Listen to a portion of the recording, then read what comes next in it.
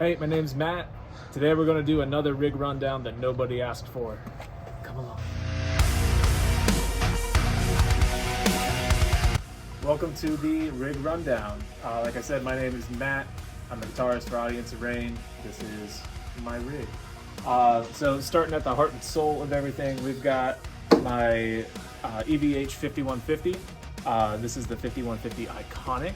Now, I know this might spark some arguments in the comments.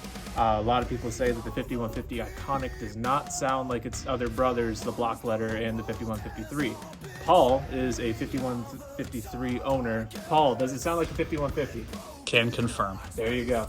Argument settled. This is going through my ancient PV 4x12. I don't know what cones are in here. They're the factory cones. This cab is probably about as old as I am, about 28 years old.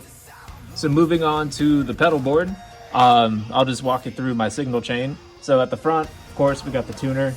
This Boss tuner has been with me for about 10 years now. It's a tank, never need another one.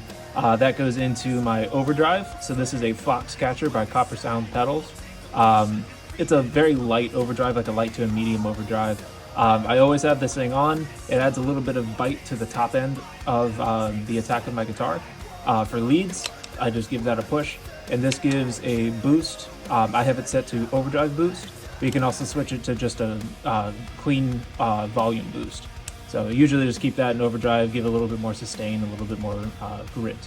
That goes into what's probably the most important pedal, which is my noise gate. This is a Decimator 2. It was shiny, so I bought it. That's really all I know about it. This is also from Copper Sounds. This one's just more like a gimmick. It looks like a Morse code tap. This is just a kill switch. That's all it does, and I think is really cool. Moving on to the effects loop. In my opinion, the best delay. This is a carbon copy. Absolutely love it. The mod switch on this is really cool. It kind of adds a little bit of distortion to the note. Just really cool. I love this. And then into my TC Electronic Hall of Fame for the reverb. A whole bunch of different reverb settings on this. I usually use the church setting because it's the longest tail and it adds like a nice little flourish to the end of the decay. This usually I won't use for the stuff I use in Audience of Rain. This is a tube amp in and of itself. It's just got one little preamp tube about that big, but it's got an effects loop.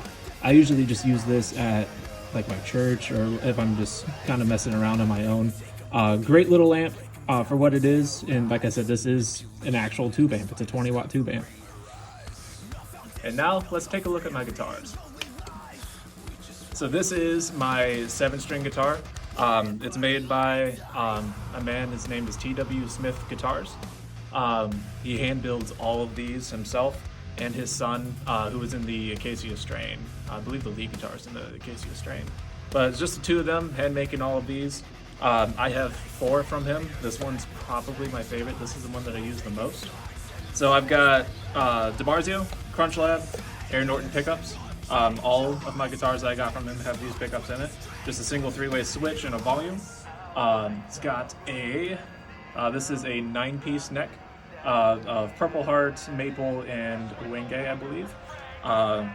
Black Limba body, Purple Heart midsection, and then a Koa top. This is a 27-inch scale length. Like I said, this one's probably my favorite. And let's move on to the other guitar I use in this band. So this is my 6-string that I use in Audience of Rain. This is a baritone. It stays mainly in drop A sharp tuning. This is, I believe, a 29-inch scale length. Same thing as the other one. I've got DiMarzio, Crunch Lab, and Aaron Norton pickups. 3-way toggle, volume switch. This one is a plain maple top with a small bash body. Just a maple, I forget the other wood in the neck. But ebony fretboard. This one, I almost said it's my favorite. I think I like them both equally, but just different applications. I mean, they're both fantastic guitars. And that's a look at my rig.